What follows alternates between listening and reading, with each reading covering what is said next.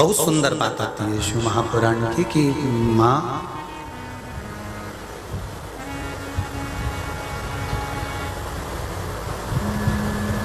भगवान शंकर के तेज पुंज से, गंगा जी के जल से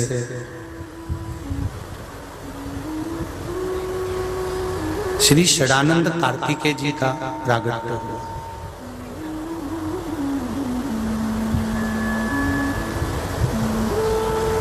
कितना तप माता पार्वती जी ने किया है, कितना तप माता गंगा जी ने किया।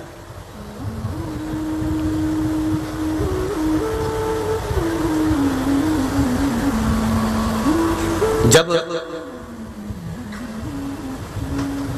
बहुत व्याधियों में कोई प्रशासनिक व्याधियां हैं, प्रशासन से जुड़ी हुई परेशानियां हैं, कोर्ट अदालत प्रशासन आदि से जुड़ी जितनी जितनी व्याधियां होती हैं, परेशानियां होती हैं, उससे निवारण के लिए अभिषेक शिव महापुराण की कथा कहती है कि शंकर भगवान पर काली तिल चढ़ाकर जल चढ़ाया जाता है तो उसका जो फल है ये व्याधियों से मिटा जाता है।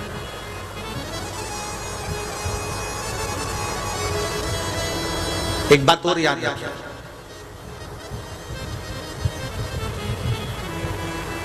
अदालत से पीछे ही नहीं छूट रहा और अपने को लग रहा है कि ये प्रशासनिक कार्य अदालत में कचहरी में ये केस चल रहा है, छूट ही नहीं रहा है। बहुत भगवान कुछ ऐसा कृपा करे, विजय प्राप्त हो और हम जीतें और ये टेंशन से मुक्त हो। तो कुछ दाने काली तिल के बेलपत्री के वृक्ष के नीचे पार्थिव लिंग का निर्माण कर कर भी चढ़ाया जाए। ज्यादा बार नहीं, कम से कम 2 या 3 शिवरात्रि हर महीने आती है, प्रत्येक महीने में शिवरात्रि आती है।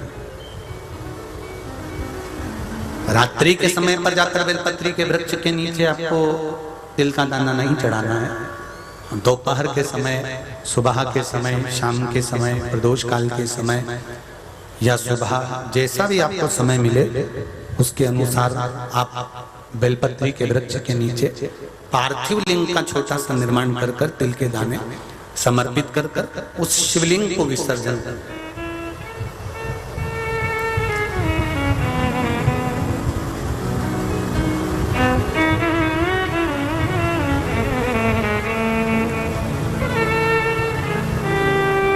काशी में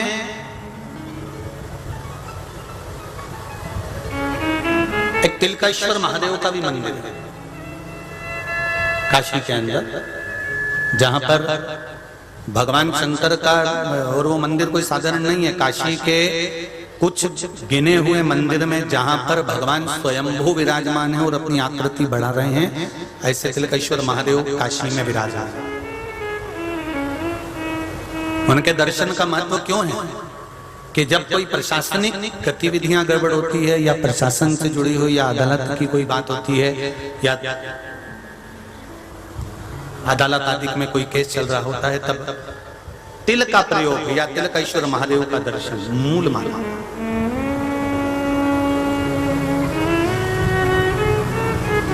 यहां तक स्मरण रहे आप लोगों को कि जब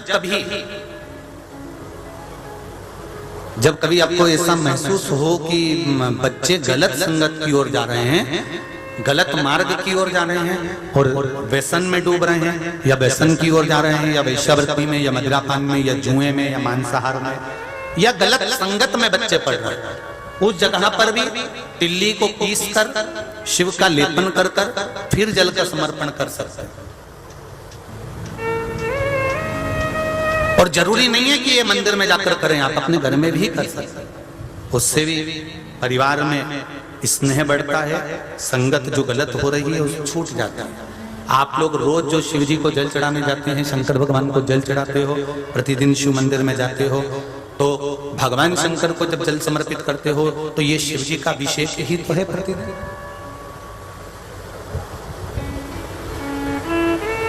जितना तप माता पार्वती जी ने करा है, उतना ही उससे भी अधिक तप माता गंगा जी ने करा है। शंकर दोनों बहनें, दोनों का स्नेह शिव जी के प्रति। पार्वती जी भी